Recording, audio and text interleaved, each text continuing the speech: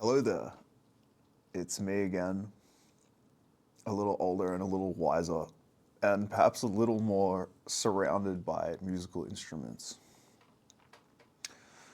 Um, so this one is The Art of Loneliness. And why is it an art? Well, I think like any art, it is a balance. It's a skill that involves insight and also maintaining a point between two extremes. When you live alone, or if you live alone for an extended period of time, um, your state of mind changes a lot. And I think that there are some people who can handle this and some people who can't. And the distinction that is often made between those two kinds of people, there's one who are described as introverts and one who are described as extroverts. And they will often identify in that way. And the summary, a rather unfortunate summary, I think that's often provided in the modern vernacular of what these two things mean is that an introvert has to expend energy when they're around other people, whereas an extrovert gains their energy from other people. And there's a grain of truth to this, but I think that for introverts at the very least, this is a very unfortunate reality to accept because it implies that whenever you're around other people, your battery is draining away and that you have to retreat to some palace of solitude to recharge. It's also somewhat unfortunate for extroverts because they may it may amplify the already existing discomfort of spending time by yourself. It might add an even greater negative spin on it that makes it seem not only unbearable to them but also unproductive or vicious, like a vice. And so this is one of those things, even though there's some grain of truth to the introvert extrovert paradigm, I think it's actually an unfortunate or undesirable thing for you to actually accept, because it's only half true, right? And if it's only half true, then it's another way of saying that is that it's not true, especially in this instance. So I am an introvert, or I identify as an introvert. I've at least somewhat internalized that identity paradigm. So I do spend a lot of time alone. And it's interesting, a lot of people who do spend time alone have certain adjectives ascribed to them by themselves and by others, and they tend to be very careful about which adjectives they allow to be ascribed to them. So let's have an example. So the word alone is a fairly neutral word. It doesn't have really much of a positive or a negative connotation to it. The word solitude has a slightly positive connotation to it because it implies an environment which is peaceful and conducive to clarity. Solitude has a very tranquil demeanor to it as a word. But then you have I think its antithesis in the word loneliness. And loneliness has a much more of a negative connotation to it, as we all know. It doesn't even really bear pointing out, but it's antithetical to solitude in that it implies a state of anxiety, existential dread, and a desire to move to a state of that is going to remedy that loneliness, right? Whatever that looks like to you. Normally it's finding some kind of company or whatever. And so which adjective you choose to accept as someone who is alone at any given time, which adjective you ascribe to your emotional state, changes the implications a great deal of what you're experiencing. So this is where I think the art of loneliness comes in, because there are people who spend a great deal of time by themselves. And if what they're aspiring to is some sort of spiritual insight, or if they're trying to be, if they're trying to achieve something outstanding or unusual, they kind of use the amount of time that they spend alone as sort of, they perceive that that's the engine that's driving them, right? Because other people are a distraction, effectively, or other people are constantly trying to persuade them to join their club and do whatever their agenda dictates that they should be doing, right? So the amount of time they spend alone or in solitude, generously put, is like a positive thing. But then there's this social animal element of us which has to recognize that spending an extended period of time alone also has this deranging quality to it. You tend to lose touch with reality, you tend to lose touch with others, obviously, but you also tend to lose touch with yourself and what the purpose is of what it is that you're doing. And so that's why people get defensive, or they don't like it when people say that what they are is lonely. And they probably get alarm bells in their own head if they start to, I find this, if you start to identify with loneliness as an emotional state, it's almost like you want to sidestep that and say, no, I'm not lonely, I'm just anxious or confused or whatever. Because acknowledging loneliness is almost a way of giving power to other people, really anyone else, right? Because once anyone else comes into your field of vision and you've associated your emotional state as being that one of loneliness, then you go, okay, I need this person to kind of take the emotional pain away that I'm feeling. So, but you rejecting it, you're also kind of just throwing the baby out with the bathwater, I think, because here's what I really think the art of loneliness is. The art of loneliness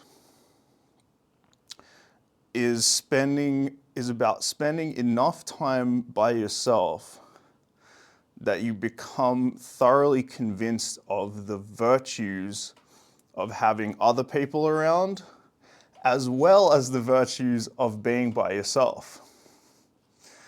That's the balance, and that's really not about being an introvert or an extrovert, or at the very least, if it is about one of those things, it's about acknowledging that the other aspect, the opposite aspect, like as an introvert for me, the extroverted aspect of me is something that I absolutely need to reconcile. So what got me thinking about this was when I went for a walk before, and I'm doing this, fitness challenge thing where you have to do this, that, and the other thing. So I went down to the park to do some exercises. And, I had this realization that, and I've had this before, when I go, I've always had this, it's not a problem, again, I'm calling it a problem instinctively, identifying as an introverted person, but it's this phenomenon, which I'm sure a lot of you have experienced, where it's much easier to be motivated to do something when you're with someone who's also at least nominally trying to do that thing, right? So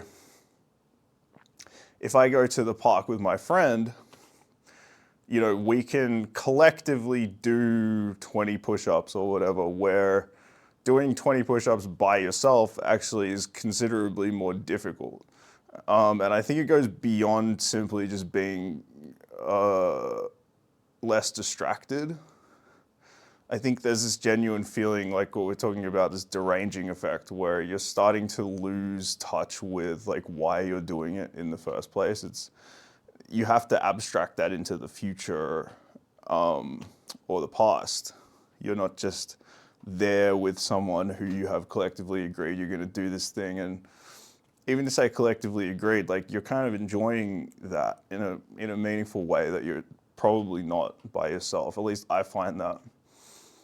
So I kind of experienced that, and then I started to walk home, and I heard that I was listening to, this is funny, I was listening to this Tony Robbins like seminar. I'm sure he's like a household name, but he's kind of one of these motivational speakers. I'd never listened to him, like I'd never sort of heard him out, but I'd seen him around. He's a bit of a meme. And, it was fair to say that I needed it, right? I sort of needed a pick-me-up. I needed some guy to be, give me a pep talk. So I guess that's sort of the seed of loneliness, isn't it? When you realize there's no one around to kind of rescue you from your own bullshit. So you need to import opinions, right? Which could be why you're watching this now, and if that's the case, I empathize with you, right? So Tony Robbins into, struggling to do these exercises because I was just so by myself. And then I was walking home, and then I heard this music, and I realized it was a band playing, but it was like a band playing in a neighborhood, which you don't hear very often. And then, so I was walking past it, and I saw, like through the gate, this big birthday party that was happening. And so they were singing the happy birthday. And I heard this guy, so they do the birthday song, and this guy said, "Hip hip hooray, hip hip hooray, hip hip hooray. That's what I thought." And everyone had a laugh, and I kind of just stood, 200 meters away and just kind of listened. And I was immediately reminded why music is so great and sort of always will be. Because it has this profound binding effect, especially live music has this profound binding effect on groups of people, even if they don't know each other very well. When you're at a concert that's really vibing, that's really going, and it doesn't have to be amazing music, it just has to be there and present, and everyone has to be into it. And it sort of brings the whole, I'm sure you know what I mean, it sort of brings everyone together in this very special way, and it binds them, and it's all just in the interest of being there, present, and having a good time. They're not binding together to like form a company or like start a family or like do something that has existential implications for all of their futures, right? It's a very pure expression of collective joy. And I realized the degree to which, as a musician, on one level I'd forgotten that, but on another level, because of the band that I'm starting and sort of really trying to get off the ground, I realized that's why. And so it started to harken back to an insight I'd had back doing exercise in the park, which is that, to really achieve what I want to achieve in life, I need other people. And it's not that I need their skills or their resources. Like, it's not a Machiavellian thing where I need to use them as a means to some end. It's that without other people, I start to dry up. I just sort of disintegrate, which is, tough to reconcile as someone who does identify as being introverted, someone who's very cautious about hitching their wagon to other people. But it hit me like a very profound sort of two-part realization on the way home that, that is such an essential part of the human experience. And it's sort of like, because we hear a lot nowadays about the atomization of society, the idea that everyone's kind of becoming more and more confined to their own cell. Everyone's becoming more and more cut off from everyone else. And we have this social media counterbalance that is, in some sense, dragging us back into the light, dragging us back into the world or society, but often it's in this quite like toxic or artificial kind of way. But it made me realize, like, no matter how much of that happens, that atomization, no matter how much of that is happening, and no matter how much that's exacerbated by that kind of relentless ambition, which I feel is somehow emblematic of youth, right? The feeling that you're supposed to be like self-driven, self-made. You're supposed to be chasing after your own goals. You're supposed to be an individual, right? We hear like this individualistic culture idea. No matter how much of all of that you internalize or live, no matter how much of that is real to you, and the anxiety of the outside world and the variables, or no matter how much you try to isolate yourself, I think that ultimately there is a moment that we all have to come to, which is a moment that I think I came to of tonight, in a quite profound way, that you still have to be a person relative to other people, right? You still have to be ultimately a human being of the world, right? So it's interesting. I still don't really know what to make of that, but again, I'm glad I said it on camera, at least, so that someone will experience it, someone will see it and hear it. Because this is a sort of unrelated, but an important addendum, I suppose. So I haven't made a video for a while. I have a lot of videos that I've made, but I haven't uploaded. I think I'll just upload them after this in fairly quick succession, even though they'll be anachronistic. But having found some small YouTube channels lately, it's really given me that insight that it's so much better to manifest your thoughts in this way rather than to simply ruminate on them. Because many thoughts like this, I think if you let them bounce around in your own head, they have a tendency to turn against you, to turn against your interests, because of that deranging effect I was talking about, right?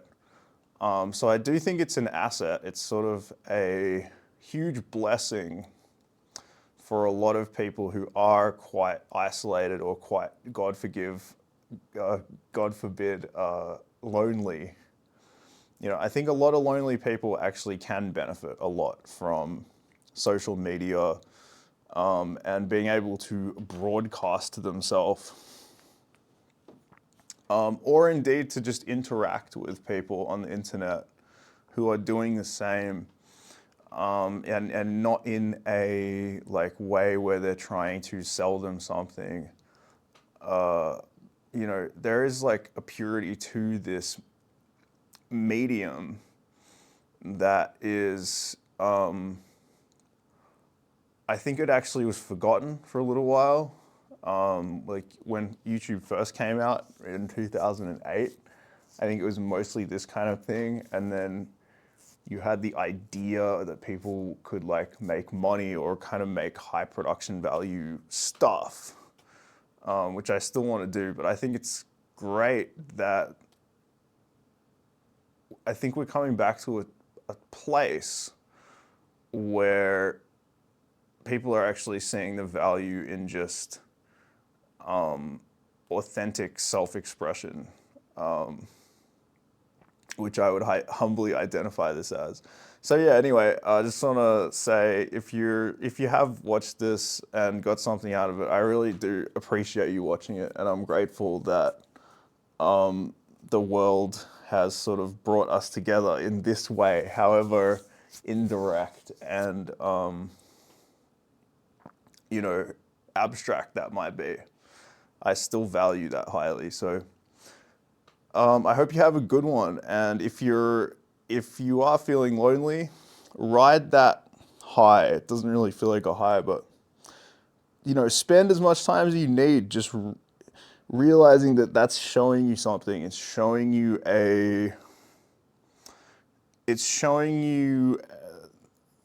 this sort of